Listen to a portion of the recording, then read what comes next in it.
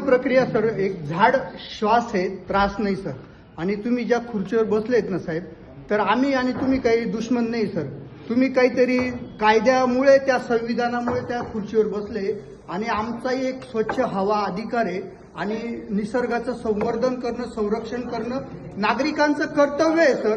हे जे संविधानिक कायदे याच्यानुसार आपण इथे जमलेलो आहे. तर तो कायदा तुम्हाला सर मी वाचून दाखवतो. महाराष्ट्र नागरिक क्षेत्र वृक्ष संरक्षण व संवर्धन अधिनियम 1975 अंतर्गत वृक्षतोड ही साधी प्रशासकीय परवानगी नसून कायद्याने निश्चित केलेली अनिवार्य म्हणजे मॅन्डेटरी प्रक्रिया आहे सर.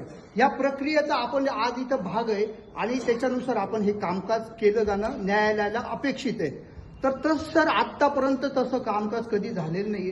त्या कामकाजाचं आपल्याला ठरवणं हे आपल्याला पूर्ण देशासाठी, हा आता आम्ही व्हिडिओ तयार करतोय, हा व्हिडिओ आम्ही न्यायालयात देणार आहे आणि न्यायालयाला सांगणार आहे तुमचा जो 1975चा कायदा आहे याच्यामध्ये कशी प्रक्रिया अपेक्षित आहे नागरिकांना किंवा न्यायालयाला, त्याचा हा एक भाग राहणार आहे सर. तर त्याचे आपण सर्व आज इथं साक्षीदार राहणार आहे सर. आपल्याला इथं आम्हाला जेवणाची व्यवस्था करण्यात यावी सर. पूर्ण सुनावणी झाली, 2-3 दिवस जरी इथं लागले आपल्याला, तरी सुनावणीची प्रक्रिया आपल्याला करायची आहे सर. आम्हाला अजिबात घाई नाही, तुम्ही वेळ काढून या सर. घाईत काम करायला न्यायालयाने सांगितलं नाहीये, औपचारिकता नाहीये सर. झाड हा श्वास आहे, ऑक्सिजनची फॅक्टरी आहे. जर का त्याला आपण म्हणजे झाड अंतिम पर्याय असेल वृक्ष तोडीला, तरच झाड तोडायचं न्यायालयाने सांगितलं. त्याच्यासाठी वृक्ष प्राधिकरण आहे, झाड जगवण्यासाठी, झाड तोडण्यासाठी नाहीये. तर जेव्हा आपल्याला झाडाला आपण अंतिम विदाई देतोय, हे अंतिम विदाई देणारे आम्ही इथले झाडाचे रक्षक आहेत सर. तर असं जेव्हा झाड तोडलं जाणार असेल तर ते तोडताना धावपळ करून म्हणजे घाईघाईत आपल्याला कसं काय निर्णय घेता येईल. तर तो निर्णय हा संपूर्ण प्रक्रियेने घ्यावा लागेल सर. ती प्रक्रिया आपण समजून घेणं फार महत्वाचं आहे.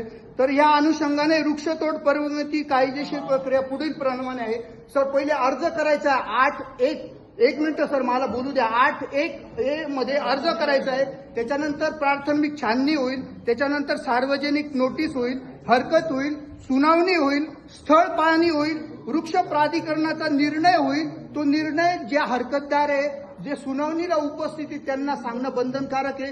त्याच्यानंतर 15 दिवसानंतर तो अंतिम परवानगी त्याला देण्यात येऊन मग वृक्ष तोड होणार आहे. अशी एक संपूर्ण सर ही एक प्रक्रिया आहे. आणि आज आपण इथे जमलेलो आहे सर. या प्रक्रियेमध्ये सर्वात महत्वाचं पूर्ण काय होतं सर, आम्ही बोलतो, एवढं बोलतो आणि ते लोक काय म्हणतात, तुम्ही का बरं व्हिडिओ काढतात सोशल मीडियावर टाकता.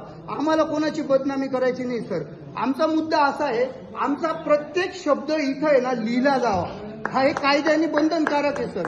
तो प्रत्येक शब्द हा सुनावणीमध्ये आपण वृक्ष प्राधिकरणाला जसं आज आपण लिहितात आहे सर, आम्ही धन्यवाद म्हणतो आपले की आपण हे काम करतात आहे. असं आहे, मागच्या सुनावणी ते फक्त असं काहीतरी बोलतात आणि हा काय सांगा पटकन आम्हाला वेळ नाही जायचंय, असं सुनावणी होता कामा नये. आम्ही आम्हाला ऐकून घ्यायचं आमचे काय म्हणणे, त्याबाबतचे सर्व कागदपत्र काय हे एक सेक्शन 1A 2, 3, 4, 5, 6, 7, 8 मध्ये या सर्व गोष्टी सांगितल्या आहे सर.